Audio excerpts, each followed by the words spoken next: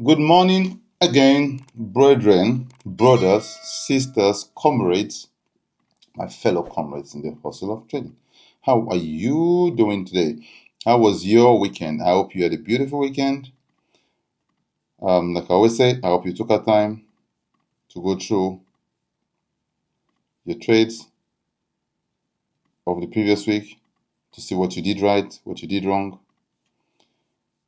As usual, what we do here is top-down analysis, me sharing my playbook of what I'm looking at, what I'm thinking, areas where I plan to enter trades just to find ways to assist anyone who is interested in price action trading without indicators, to help them simplify it and save folks from some analysis paralysis.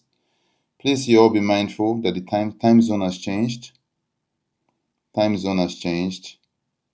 So if you're in Africa, everything is 1 hour. Add 1 hour to anything you do, 1 hour ahead. So use that to plan yourself so that you can know when you need to be on the chart. Okay? Be mindful of that.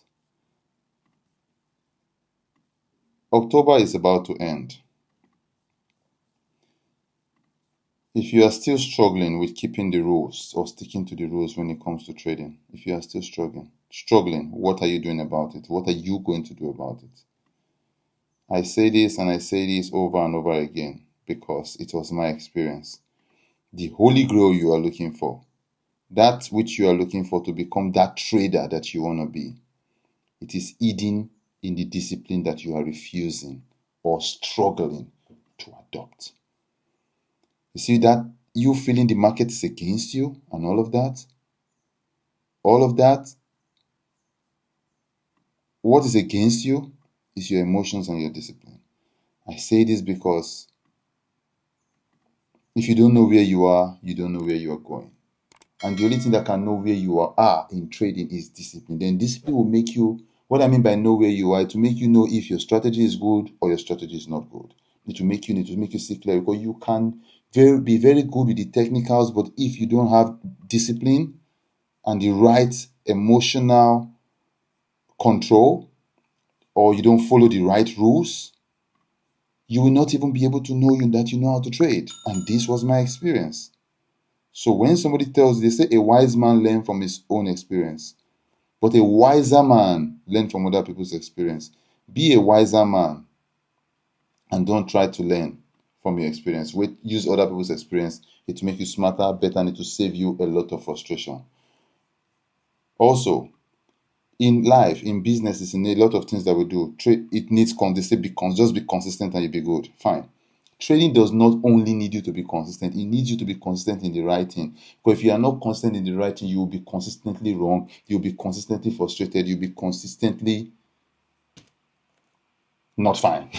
So trading is a different thing entirely. Please know that. I always want to use this opportunity to share some pep talks just to help us. Anyway, what are we looking at on gold? Price is at a resistance area. What will I like to see here? What will I do? This is kind of a support. What is the range to that area?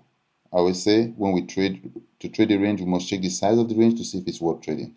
Now, before this place that could be a support, there's about a 700 and something pips, which is great, which is enough range to trade. So if I get this, this looks like a resistance though. Okay, no. I see this. I see what's going on here.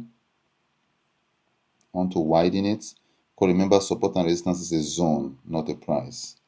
So if this candle, if we can get a candle if this candle should close bearish, there's no volume in the market right now, but I think volume is going to pop in. But if this candle should close bearish and the next candle taking it out can be an indication to sell, to go down, to see if price is going to come back and test the support or even break through and go down. If price breaks through all this zone and closes below here, if you miss the trade, it's an opportunity to enter another trade, because before the next support, there's another range of 700 pips. So you can decide to add positions or enter a trade if you are not yet in the trade. However, if price pushes down here and gives a bullish confirmation, buy to go long. I'm still looking at this place as a support. I need price to come back for me to validate this support or not, because the fact that price jumped is making me wary about this point. But whatever I do, I will consider it. So later, I might have to draw a line around here because price seems to be a support, but I'll wait for later to do that. However, if this candle should push and close above this candle, I would buy, because there's another gap, there's a gap here to be filled, just like Nasdaq. I'll buy to go long to see how far it goes, and wherever it gets to, I take my profits from.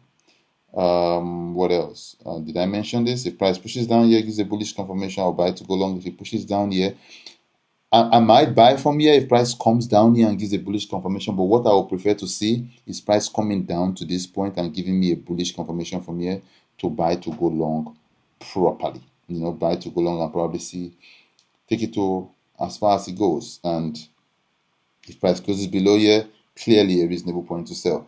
I was saying something earlier, but I got distracted.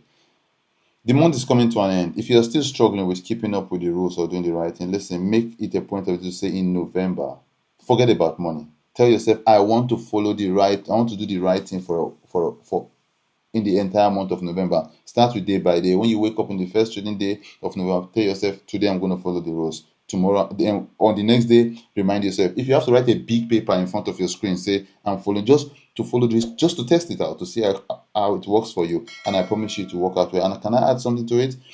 Today is the 28th of October. We still have a couple of days in this month. Start it now so it can launch you into November. So that in November, you don't have to start it in November. You would have already started it in October. I have a way I do my things that if I intend to do something from the 1st of November, if it has to do with me alone, I will probably start it in October so that in the 1st of November, something does not happen to take it away. Because if you plan to do it in the 1st of November and the 1st of November comes and something makes it impossible for you to do it, the plan will be gone. So start it now for your own good. I hope you have a beautiful day trading. Peace out, guys.